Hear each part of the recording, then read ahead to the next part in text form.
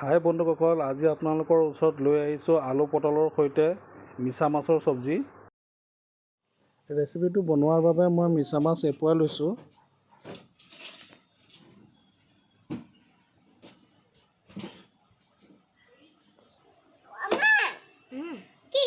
মাছ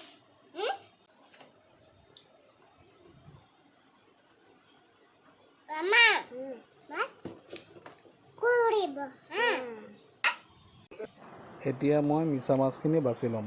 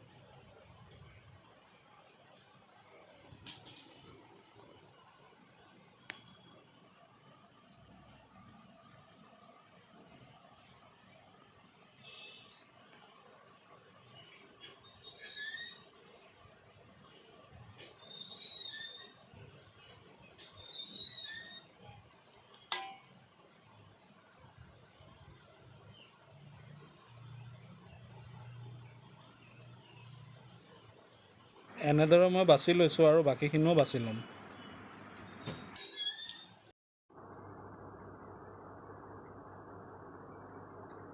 মই পটলখিনি যেনেকৈ মই কাটি লৈ আছোঁ, আপোনালোকেও এনেদৰে কাটি ল'ব। মই চব্জিৰ কাৰণে মই পটল লৈছোঁ 7টা। এনেদৰে বাকলিটো মই কাটি লৈছোঁ। এতিয়া মই টুকুৰা টুকুৰিকৈ কাটি ল'ম।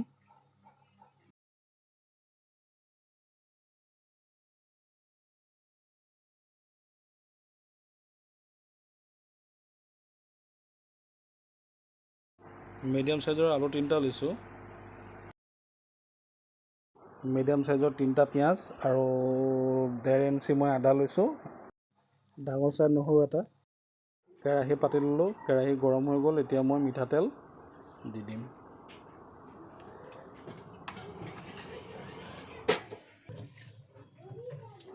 মিছা মাছখিনি মই সানি ল'ম হালধি আৰু নিমখ দি।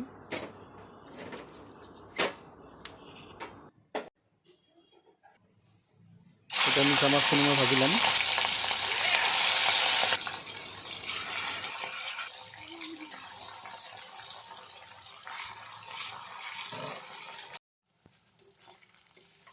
মিছা মাছ মোৰ ভজা হৈ গ'ল। মই নমাই ল'ম।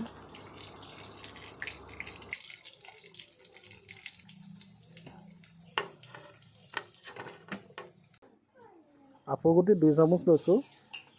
9-10 মিনিট মই তিয়াই ৰাখিম।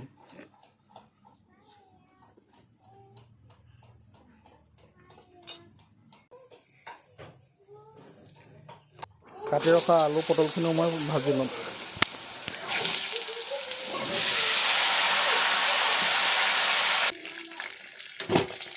ভজা হৈ গ'ল, নমাই ল'ম। মিডিয়াম সাইজৰ মই বিলাহী 2টা লৈছোঁ। পেষ্ট কৰি ল'ম। পটল আলু ভজা তেলতে মই আধা চামুচ গোটা জিৰা দিছোঁ আৰু 2টা তেজপাত।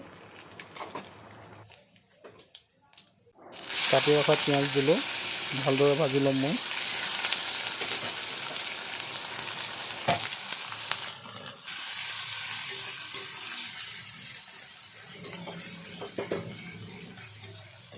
সোৱাদ অনুযায়ী 1 চামুচ মই নিমখ দিছোঁ।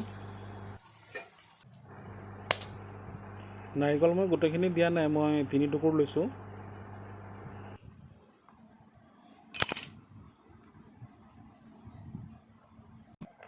তিয়াই ৰখা আফু গুটি আৰু নাৰিকলৰ মই পেষ্ট বনাই ল'ম।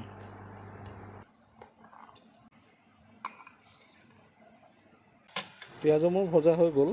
থেতেলাই ৰখা কেঁচা জলকীয়া, আদা, নহৰু মই দি দিম আৰু ভালদৰে মই ভাজি ল'ম।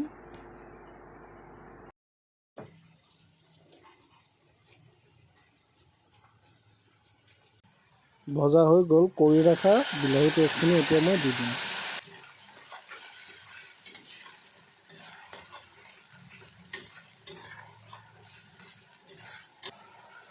ভাজি থকা টাইমতে মই হালধি গুড়ি এচামুচ দিছোঁ।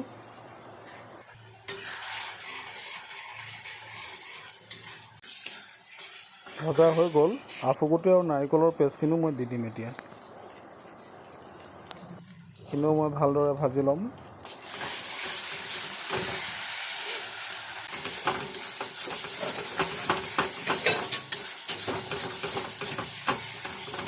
ভজা হৈ গ'ল। এতিয়া মই ভাজি ৰখা আলু আৰু পটলখিনি মই দি দিম। আলু পটলো মই ভালদৰে ভাজি ল'ম মছলাৰ সৈতে। অলপমান পানী দিম যাতে কেৰাহীত লাগি নধৰে। লগতে মই ধনিয়া গুড়ি এচামুচ দিছোঁ।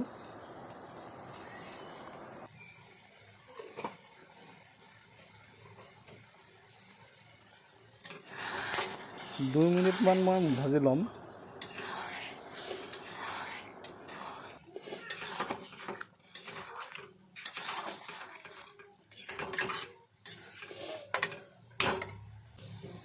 গৰম মছলা গুড়ি মই আধা চামুচ দিছোঁ।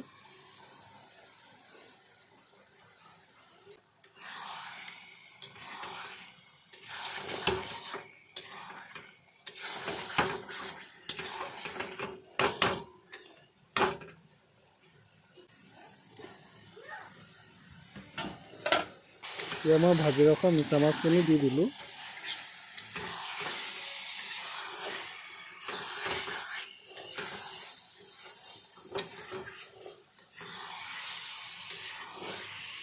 ভজা হৈ গ'ল মোৰ।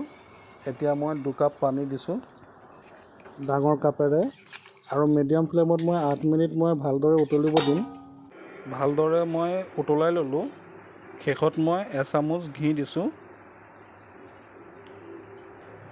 আৰু আধা চামুচ গৰম মছলা গুড়ি।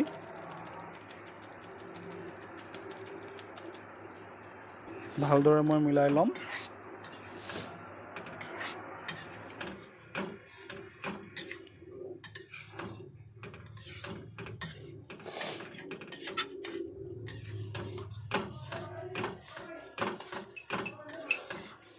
আলু পটলৰ সৈতে মিছা মাছৰ চব্জি ৰেডি। মই এতিয়া নমাই ল'ম।